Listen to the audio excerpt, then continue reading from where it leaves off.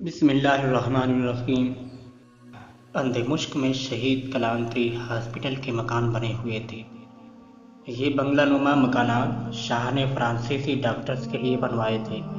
ابراہیم نے گاڑی ایک مکان کے آگے رکوائی، پھر جیب سے چابی نکال کر فاطمہ کے ہاتھ پر رکھتے ہوئے کہا، فاطمہ، اس مکان کی چابی ایک ماہ سے میرے جیب میں ہے، مگر میں چاہتا تھا کہ یہ مکان کسی ایسے سپاہی کو مل جائے جسے یہاں رہنے کا کوئی ٹھکانہ نہ ہو۔ ہم تو چچا کے گھر بھی رہ سکتے تھے۔ فاطمہ، میں نے تمہارے اصرار پر یہاں آنے کا فیصلہ کیا ہے، مگر میرا دل راضی نہیں، میرا ضمیر مجھے ملامت کرتا رہے گا۔ فاطمہ نے حیرانی سے ابراہیم کو دیکھا۔ کتنا نرم دل ہے اس شخص کے سینے میں، انہیں تو جنت بھی صرف اپنے لیے نہیں چاہیے۔ کتنا فرق ہے فاطمہ تیرے ایمان میں اور ابراہیم کے ایمان میں۔ ابراہیم کے دوست اکثر کہتے ہیں، حاجی ابراہیم تو جب جنت میں جائیں گے تو پہلے سب میں تقسیم کر دیں گے، بلکہ یوں کہیں کہ کسی کو بھی جہنم میں جاتا نہیں دیکھ سکیں گے، اپنی جنت کا حصہ ان میں تقسیم کر دیں گے۔ ابراہیم کے دوست کبھی گھر پہ آتے تو ضلع کو بتاتے، اگر محاذ پر کھانا نہیں پہنچ پاتا یا کم ہوتا تو حاجی کئی دن تک خشک روٹی کے ٹکڑے کھا کر گزارا کر لیتے ہیں اور اپنے حصے کا کھانا باقی سب میں تقسیم کر دیتے ہیں۔ شدید گرمی میں بھی پنکھا استعمال نہیں کرتے، کہتے ہیں مجھے ان سپاہیوں کا خیال ہے جو وردی پہنے سخت گرمی میں دشمن کے مقابل کھڑے ہیں۔ ابراہیم کے لیے یہ سب سن کر فاطمہ کا سر فخر سے بلند ہو جاتا۔ ان سب باتوں کا مشاہدہ فاطمہ پاوے میں بھی کر چکی تھی۔ ابراہیم اس وقت تک کھانا نہیں کھاتے تھے جب انہیں اطمینان نہ ہو جائے کہ سب کو کھانا مل گیا ہے۔ اسی طرح صبح کے اٹھنے سے پہلے ہی عمارت سے باہر کے حصے کی جھاڑو لگا رہے ہوتے اور درختوں کے پتے جمع کر رہے ہوتے، سب کے اٹھنے سے پہلے ہی چائے بنا کر تیار کر دیتے۔ فاطمہ اکثر سوچتی، یہ لڑکا تھکتا نہیں ہے، محاذ سے لوٹ کر جتنے دن بھی یہاں رہے، راتوں کو خود ہی ہمارے ہاسٹل کا پہرا دیتا ہے۔ صبح ہوتے ہی صحن کی صفائی شروع ہو جاتی ہے، پھر ناشتہ تیار کر کے رکھنا، اس کے بعد سارا دن ادھر سے ادھر دوڑنا۔ لیکن کیونکہ پاوے میں پہلے ہی دن فاطمہ کا ابراہیم کے ساتھ تجربہ تلخ تھا، اس لیے اسے اس وقت ابراہیم کی یہ خوبیاں نہیں لگتی تھیں، بلکہ وہ سوچتی کہ یہ توجہ پانے کے لیے ایسا کرتا ہے۔ مگر جو لوگ اللہ کی رضا حاصل کرنے کے قدم اٹھاتے ہیں، خدا بھی خود ہی ان کی خوبیوں کو نمایاں کر دیتا ہے۔ یہ بظاہر 23-24 سال کے جوان عقل و شعور اور اپنے دین کی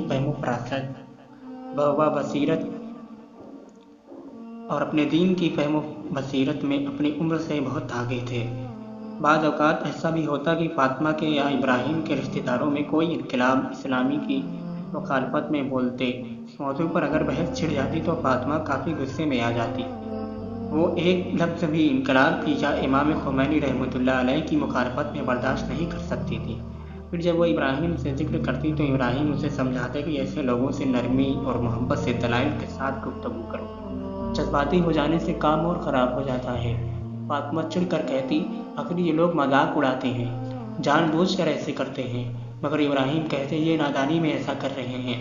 اگر آج یہ انقلاب کو یا امام خمینی کی شخصیت کو سمجھ نہیں پا رہے تو ہم ذمہ دار ہیں، ہم انہیں صحیح سے سمجھا نہیں پا رہے، جو ان کے عقائد بدل گئے ہیں، ہمیں کیا معلوم کہ ان کے منحرف ہو جانے میں ہم سب قصوروار ہوں۔ فاطمہ کہتی، آخر آپ ہوتے کہاں ہیں جو اپنے آپ کو قصوروار کہہ رہے ہیں؟ آپ کو تو میں بھی اتنا کم دیکھتی ہوں۔ مگر ابراہیم کہتے، کیا فرق کرتا ہے مجھ جیسوں کا رویہ، بد اخلاقی، بیجا غرور، غفلت، یہ سب انہیں منحرف کرنے کا۔ مگر فاطمہ ابراہیم کی بات مکمل ہونے سے پہلے ہی کاٹ دیتی۔ اسے بہت برا لگتا جب ابراہیم ان سب باتوں کی ذمہ داری اپنے اوپر لیتے۔ وہ کہتی، ابراہیم، ان سب باتوں کے جواب دہ وہ لوگ ہیں جنہوں نے اس انقلاب کی آبیاری کے لیے کوئی قدم نہیں اٹھایا اور اب اس انقلاب کے صدقے میں اونچی اونچی پوسٹوں پر بیٹھے ہیں۔ آپ نے کسی کے لیے کوئی کمی کسر نہیں تھی۔ ابراہیم بھی فاطمہ کی بات کو درمیان سے لپکتے ہوئے کہتے، ہاں، مگر سوائے تم لوگوں کے، جس کے لیے میں شرمندہ ہوں۔ ابراہیم اکثر فاطمہ سے کہتے، ایسے گھرانوں میں آمد و رفت کرو جنہیں مشکلات کا سامنا ہے، تاکہ میں ان کے لیے کچھ کر سکوں۔ یہاں آ کر تو فاطمہ بالکل ہی تنہا ہو گئی۔ گورنمنٹ کے یہ بنگلے اندھے شہر سے کافی فاصلے پر بنے ہوئے تھے اور ایک گھر سے دوسرے گھر کے درمیان بھی کافی فاصلہ تھا، اور ان دنوں ابراہیم ہفتے میں ایک آدھ بار ہی آتے تھے۔ ابراہیم نے ٹیلی فون لائن بھی نہیں لی تھی، صرف چوکیدار پہ فون لگا تھا۔ آس پاس کے گھروں میں جو فیملیز تھیں ان سے فاطمہ کی آشنائی ہوئی تو پتہ چلا کہ کچھ فوجی افسران کی فیملیز بھی یہاں رہتی ہیں، ان کے گھروں میں ٹیلی فون لگے ہیں، ایک روز جب ابراہیم ملنے آئے تو فاطمہ نے اصرار کرنا شروع کیا کہ آج رات رک جائیں، مہدی بھی یاد کرتا ہے۔ پھر ٹیلی فون لگوانے کی بھی بات کی۔ فاطمہ تم مطمئن رہو، ہماری زندگی باقی اوروں کی نسبت بہت اچھی گزر رہی ہے۔ کتنے پاسدار ایسے ہیں جو ایک سال سے اپنی فیملی سے نہیں ملے ہیں۔ مجھے شرمندگی ہوتی ہے ان سے۔ میں تو ہر ہفتہ تم سے ملنے پہنچ جاتا ہوں۔ ابراہیم ہمت فاطمہ کی ہر بات کا جواب ایسے انداز میں دیتے تھے کہ فاطمہ لاجواب ہو جاتی تھی۔ اس بار بھی ایسا ہی ہوا۔ البتہ فاطمہ خود ہی ضد بحث میں نہیں پڑتی تھی۔ اسے معلوم تھا کہ ابراہیم جیسے جوانوں نے مکتب خمینی میں تربیت پائی ہے، ان سے دنیاوی معاملات میں اس سے زیادہ توقع نہیں کی جا سکتی۔ یہ جوان اپنے نفس کی خاردار تاروں کو عبور کر چکے ہیں، صرف ضرورت کے مطابق اس دنیا کے دسترخوان سے لقمہ اٹھاتے ہیں۔ اس دن بھی کچھ گھنٹے ہی ابراہیم ان لوگوں کے پاس رہے۔ واپسی میں فاطمہ ابراہیم کو دروازے تک چھوڑنے آئی۔ اس نمناک آنکھوں سے ابراہیم کی طرف دیکھتے ہوئے کہا، حاجی جان، جب آپ میرا رشتہ لائے تھے اور میں پس پیش میں تھی تو میں نے قرآن سے استخارہ نکلوایا، جس کی تفسیر یہ تھی کہ بہترین ہے، مگر اسلام میں سختی بہت اٹھانی پڑے گی۔ ہو سکتا ہے سختی سے مراد یہی ہو کہ میں آپ کو بہت کم دیکھ پاؤں گی، آپ کی دوری میں بے چین رہوں گی، آپ کے آنے کی راہ دیکھوں گی۔ فاطمہ نے اپنی بات تمام کی تو ابراہیم نے حسب معمول اپنا جھکا ہوا سر اٹھایا۔ ابراہیم ہمیشہ بات کو سر جھکا کر سنتے تھے۔ اس وقت بھی ابراہیم نے جھکا ہوا سر اٹھایا، خاص انداز میں فاطمہ کی نگاہوں میں دیکھا اور بنا کچھ کہے آگے بڑھ گئے۔ فاطمہ دروازے پر لگے بلب کی زرد اور کمزور پڑتی لائٹ میں ابراہیم کو دور ہوتے دیکھتی رہی۔ ابراہیم کا فاطمہ کو اس انداز میں دیکھنا کیا تھا؟ ابراہیم آپ کی نگاہوں میں تنہائی، بے کسی، جدائی، غم جو بھی تھا، مگر فاطمہ اتنا ضرور سمجھ گئی تھی کہ ابراہیم کی ان بے تحاشا خوبصورت آنکھوں میں فکر اور جدائی کے سائے ضرور تھے۔ فاطمہ اکثر ابراہیم سے کہتی، ابراہیم مجھے اس طرح نہ دیکھا کریں، میرا دل لرز جاتا ہے، مجھے ایسا لگتا ہے کہ خدا آپ کو ان خوبصورت اور دل نشین آنکھوں سے ہی اپنے پاس بلائے گا۔ ابراہیم بہت اشتیاق سے پوچھتے، وہ کیسے؟ فاطمہ کہتی، آخر خداوند متعال نے ان دل نشین آنکھوں کو جمال بھی دیا ہے، کمال بھی، اور راتوں کو خدا کی یاد میں جاگ کر اس کے فراق میں اشک بہا کر ان آنکھوں کے حسن میں مزید اضافہ ہو گیا ہے۔ آپ نے خدا کی یاد میں شب داری کر کے ان نگاہوں کو گناہ سے بچا کے ان آنکھوں کی زکوٰۃ ادا کر دی ہے، اور خدا کو بھی وہ آنکھیں پسند ہیں جو رات کی تنہائی میں اس کی یاد میں آنسو بہاتی ہیں، اور آپ نے تو ہمیشہ ان نگاہوں کی پاکیزگی کو محفوظ رکھا ہے۔ پاوے میں اسکول کی بچیاں آپ کو دیکھ کر اکثر مجھ سے پوچھتی تھی کہ ٹیچر، یہ برادر ہمت اتنا نگاہیں جھکا کر چلتے ہیں، انہیں نظر کیسے آتا ہے؟ ابراہیم فاطمہ کی باتیں سن کر بہت ہنستے اور کہتے، بس تو پھر دعا کرو کہ میں جلد ہی ان آنکھوں سمیت اپنے پروردگار کے وصال کو پہنچ جاؤں۔ مگر فاطمہ کیسے بتاتی، ابراہیم یہ فاطمہ پہلے والی ذیلا نہیں ہے، اسے تو آپ کے لمحے بھر کی دوری برداشت نہیں، کیسے آپ کے بغیر ان دن اور رات کاٹتی ہے؟ ابراہیم، آپ میں وہ تمام خوبیاں ہیں جو ایک پاسدار میں ہونی چاہیے۔ فاطمہ کو تو آپ سے جدائی کا تصور ہی مار ڈالتا ہے۔ صرف فاطمہ ہی نہیں، ابراہیم ہمت کے ساتھ رہنے والے بسیجی اور پاسدار زیادہ دیر ابراہیم ہمت کی دوری برداشت نہیں کر سکتے تھے، اور یہ راز فاطمہ پہ اس وقت کھلا جب اس نے چپکے سے ابراہیم کی ڈائری پڑھی۔ ابراہیم ہمت کے پاس ہمیشہ ایک چھوٹی سی ڈائری ہوتی تھی جسے ابراہیم ہمیشہ اپنے ساتھ رکھتے تھے۔ فاطمہ کو بڑا تجسس تھا کہ اس ڈائری کو کھول کر پڑھے، مگر ابراہیم اجازت نہیں دیتے تھے۔ اس بار جب ابراہیم ملنے کے لیے گھر آئے، مہدی کی طبیعت کچھ خراب تھی۔ فاطمہ نے ابراہیم سے کہا کہ اگر ہو سکے تو آج رک جائیں۔ ابراہیم بھی مہدی کی طبیعت دیکھ کر سوچ میں پڑ گئے، مگر جانا بھی ضروری تھا۔ اتنی دیر میں گیٹ پر سے ایک سپاہی نے آ کر کہا، ابراہیم کا فون ہے، آ کر سن لے۔ ابراہیم مین گیٹ پر فون سننے چلے گئے۔ فاطمہ نے موقع دیکھ کر ابراہیم کی ڈائری اٹھائی اور جلدی جلدی ورق پلٹنا شروع کیے۔ ڈائری میں کچھ خط بھی رکھے تھے جو محاذ سے بسیجیوں رضاکار فورس نے ابراہیم کو لکھے تھے۔ ذیلا نے ایک خط کھول کر پڑھنا شروع کیا۔ ایک بسیجی نے لکھا تھا، حاجی جان، میں 3 مہینے سے آپ کی صرف ایک جھلک دیکھنے کے لیے اس مورچے میں بیٹھا ہوں۔ اپنے گھر والوں سے ملنے نہیں گیا، مگر آپ نہیں آئے، میں پولیس صراط پہ آپ کا دامن پکڑوں گا۔ باقی خطوط بھی کچھ اس طرح کے تھے جن میں جوانوں نے ابراہیم سے بے پناہ اظہار محبت اور ان سے جدائی کے شکوے کیے تھے۔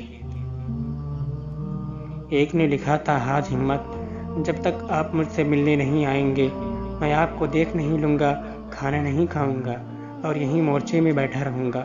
فاطمہ کی آنکھوں سے بے ساختہ آنسو بہنے لگے۔ جیسے ہی ابراہیم فون سن کر واپس آئے، फातिमा ने इब्राहिम से कहा, आप फौरन वापस जाएं। इब्राहिम ने हैरत से फातिमा की तरफ देखते हुए कहा, नहीं, फ़ोन हेडक्वार्टर से था, मैंने उन्हें कह दिया है कि रात को नहीं आऊँगा। फातिमा ने भी मजबूत लहजे में कहा, इब्राहिम जान, आप जाइए, ये ज़्यादा बेहतर होगा। मैं मेहदी को संभाल लूँगी। आपका चले जाना ज़्यादा बेहतर है। इब्राहिम ने हंसकर कहा, भाई मुझे समझ नहीं आती, चला जाऊँ या रुक जाऊँ, क्या करूँ? तुम क्या चाह रही हो? हाजी जान, आपकी डायरी में जो खतूत थे वो मैंने आपकी इजाज़त के बगैर पढ़ लिए हैं। फातिमा ने भर्राई आवाज़ में कहा। ये सुनकर इब्राहिम के चेहरे पर नाराज़गी के आसार उभरे और उन्होंने कहा, फातिमा, ये बातें मेरे और उनके दरमियान राज की बातें हैं। मैं नहीं चाहता कि तुम्हें या किसी और को पता चले। फिर इब्राहिम ने भर्राई आवाज़ में कहा, तुम ये ना समझना कि मेरी शख्सियत बहुत अच्छी है। हरगिज़, ये तो उन जवानों का बड़ापन है, मुझसे इतनी मोहब्बत करते हैं। मैंने खुदा की बारगाह में कोई ऐसा गुनाह किया है कि मुझे इन जवानों के अपने लिए बेपनाह मोहब्बत की शक्ल में ये सज़ा मिल रही है। ये बच्चे मुझसे एक लम्हा को भी दूर होना पसंद नहीं करते। मैं जब पहुंचता हूं तो मेरे कपड़ों को सूंघते हैं, दीवानावार मुझे चूमते हैं। फातिमा, बखुदा मैं कौन हूं जो ये जवान इस तरह मुझ पर फरेबता हूं और मुझे ख़त लिखें। ये कहते कहते इब्राहिम की खूबसूरत आंखों से आंसुओं की झड़ी लग गई। इब्राहिम की आंखों से गिरते ये आंसू ज़ीला के दिल पर गिर रहे थे। उस बार भी फातिमा को इब्राहिम के ईमान के आगे अपना ईमान बहुत कमज़ोर नज़र आया। इब्राहिम हमेशा शर्मिंदा रहते थे कि वो महाज पर मौजूद बसीजी जवान के लिए कुछ न कर पाए। ये छोटे और कम उम्र हैं। ईमान की ताकत और इस्लाम की कशिश और मोहब्बत उन्हें महाज पर खींच लाई। हमें उनका ख्याल रखना होगा, कहीं उनकी दिल आज़ारी ना हो। इब्राहिम की इंकिसारी थी कि अपनी तारीफ सुनना पसंद नहीं करते थे।